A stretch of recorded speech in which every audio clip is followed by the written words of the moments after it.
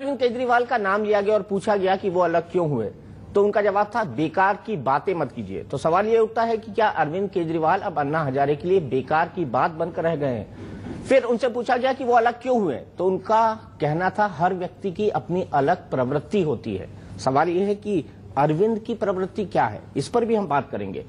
और तीसरी बात, राजनीति एक कीचड़ की तरह है, तो क्या अन्ना हजारे के पुराने सहयोगी, उनकी पुरानी टीम अब एक कीचड़ में कूद गई है। सवाल यह है वो क्यों कूदी, सवाल यह है अन्ना हजारे ने उनको क्यों कूदने दिया। सवाल यहां पर बड़ा इसलिए भी खड़ा होता है क्योंकि इसी टीम ने देश को जगाने का काम किया था भ्रष्टाचार के खिलाफ। अब वो धार कुंद होते हुए क्यों दिखाई दे रही है, ये भी एक बहुत बड़ा सवाल है। इसी पर हमारी बातचीत होगी। हमारे साथ खास मेहमान हैं हमारे सहयोगी मनीष अवस्थी, पॉलिटिकल एडिटर। हमारे साथ सुनीता गोदारा जी हैं जो कि टीम अन्ना से जुड़ी हुई हैं, एशियन चैंपियनशिप है, पूर्व एशियन चैंपियन है। हमारे साथ अशोक वानखेड़े जी हैं, वरिष्ठ पत्रकार। संजय सिंह जी हैं हमारे साथ आम आदमी पार्टी की तरफ से, और हमारे साथ हैं संजय झा साहब। संजय झा साहब हमारा कांग्रेस.com के संस्थापक और सर्वे सर्वा हैं। तो बहस की शुरुआत करते हैं। सबसे पहला सवाल संजय सिंह जी मेरा आपसे है, आप आम आदमी पार्टी में हैं, आम आदमी पार्टी में आप मुख्य प्रवक्ता हैं। मैं ये जानना चाहता हूं कि जब पार्टी बनी थी तब ये अनाउंस हुआ था मन से कि कोई भी व्यक्ति कोई पद नहीं लेगा, तो आप मुख्य प्रवक्ता कैसे बन गए और अरविंद केजरीवाल संयोजक कैसे बन गए? देखिए, आपका चैनल, आपका एक लोगो है बहुत अच्छा, सच जो देश जानना चाहता है, और आप सच पहले दिखाना शुरू कीजिए दीपक चौरसिया जी।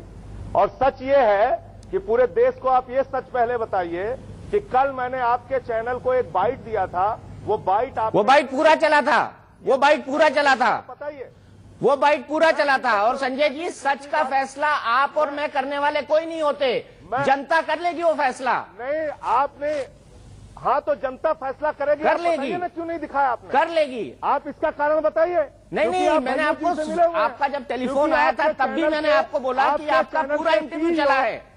दीपक चौरसिया जी, अब हमने आपको लाइव बिठा दिया है। जानकारी नहीं होगी आपके, हाँ मैं कह रहा हूँ, हाँ तो आपको लाइव बिठा दिया है, जो बोलना बोलिए, जानकारी कर लीजिए।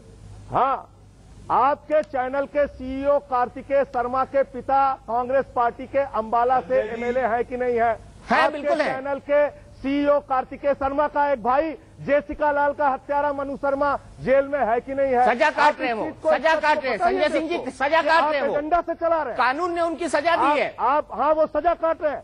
आप ये बताइए देश को, आप ये देश को बताइए कि विनोद शर्मा कांग्रेस पार्टी में यूनियन मिनिस्टर रहे हैं नरसिम्हा राव की गवर्नमेंट में, और आप लोग मिलकर एक प्रोग्राम, एक एजेंडा चला रहे हैं आंदोलन को बदनाम करने के लिए। ये सच आपको आंदोलन तो रहा कहां, आंदोलन तो मर चुका है संजय सिंह जी, आंदोलन मर चुका है। किस दुनिया में जी रहे हैं आप?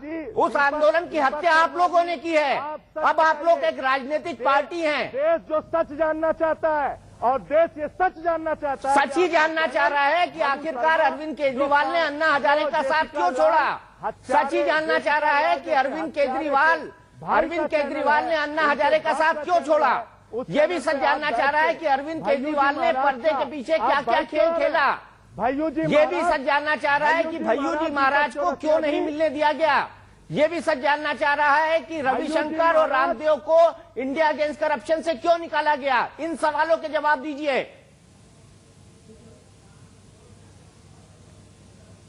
इन सवालों के जवाब दीजिए आप। लिंक टूट गया है, फिर जुड़ेंगे संजय सिंह जी के पास। सीधे चलते हैं संजय झा साहब के पास। संजय झा साहब, आपको नहीं लगता कि देश को इन सवालों के जवाब जानने की जरूरत है कि आखिरकार टीम अन्ना क्यों टूटी?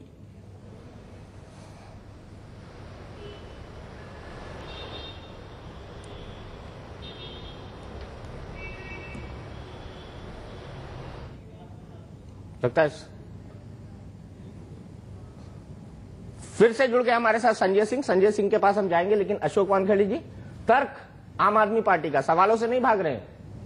जब इनसे सवाल पूछा जाता है तब ये भाग जाते हैं। समाज सेवा के बाद जब आप एक राजनीतिज्ञ का चोला पहनते हैं तो आपकी भाषा में वही आक्रामकता है जो राज ठाकरे की भाषा में है। जब आपके पास तर्क नहीं होते, जब आपके पास कहने के लिए कुछ नहीं होता, तो आप वो तमाम बातें कहते हैं जो कहने की जरूरत नहीं है। मेरा सवाल ये नहीं है कि चैनल किसका है। मैं एक पत्रकार हूं और एक पत्रकार की हैसियत से 10 चैनल पे जाता हूं। मैं उस दिन उस चैनल को खराब मानूंगा जिस दिन मुझे यह कहा जाएगा कि आप ये मत बोलो और ये नहीं। उन्होंने इस चैनल के मालिकों का कांग्रेस के साथ तो संबंध बता दिया, लेकिन रेलवे एक्सीडेंट होने के दिन रेलवे मंत्री का इस्तीफा मांगने वाला ये पहला चैनल था। शायद ये भूल गए, क्योंकि सच ये सुनना नहीं चाहते। सवाल ये है कि अन्ना हजारे का जो आज इंटरव्यू सुना है, उसमें अन्ना हजारे ने कहा कि राजनीति को मैं कीचड़ मानता हूं। दीपक भाई, मैं बता दूं, यदि थोड़ा अन्ना हजारे के बारे में मैं बता दूं, क्योंकि मैं महाराष्ट्र से हूं, उसी राज्य से जहां से अन्ना हजारे आते हैं। अन्ना हजारे रिटायरमेंट के बाद वाटरशेड मैनेजमेंट का काम करने लगे और इसके लिए जाने लगे। अन्ना हजारे ने रालेगांव सिद्धि में एक ऐसा परिवर्तन लाया कि इस देश का हर गांव अन्ना हजारे का कायल हो गया। अन्ना हजारे को सर आंखों पे उठाकर उनको संत की एक उपाधि दे दी। ऐसे में एक दिल्ली से डॉक्यूमेंट्री मेकर जाता है। डॉक्यूमेंट्री बनाते समय, क्योंकि वो मार्केटिंग का आदमी है, उसको ये मालूम है कि उसको कुछ आंदोलन चलाने हैं जिसके लिए उसके पास चेहरा नहीं है। उसने कुछ आंदोलन नोएडा में चलाए जहां पीट के वो जेल में गए, लेकिन उनको छुड़वाने वाला कोई नहीं था। उसके बाद उन्होंने अन्ना को दिल्ली में लाके शहीद करने का प्रयास मैं इसलिए भी कहता हूं क्योंकि आज मैं जिस शख्स का नाम ले रहा हूं, दुर्भाग्य से वो हमारे बीच में नहीं है। विलासराव देशमुख उस समय एक साइड लूप पे डाले हुए मंत्री थे। ना उनको कोई पूछ रहा था, ना अन्ना के आंदोलन में उनकी कोई पूछ परख थी। रातों रात जब रालेगांव सिद्धि के लोग उनके पास आते हैं और वो कहते हैं कि अन्ना को बचाइए, ये विलासराव देशमुख ने सोचा कि अन्ना का कर्ज है महाराष्ट्र पे, कहीं ना कहीं उतारना चाहिए।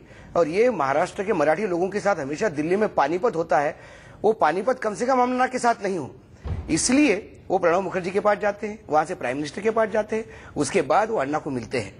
अन्ना को मराठी में वार्तालाप होता है। तब तक अन्ना को मैं जानता हूं, महाराष्ट्र के लोगों ने, कई राजनीतिज्ञों ने भी इसलिए मार खाई है कि उनको हिंदी नहीं आती ठीक से, ना अंग्रेजी आती है।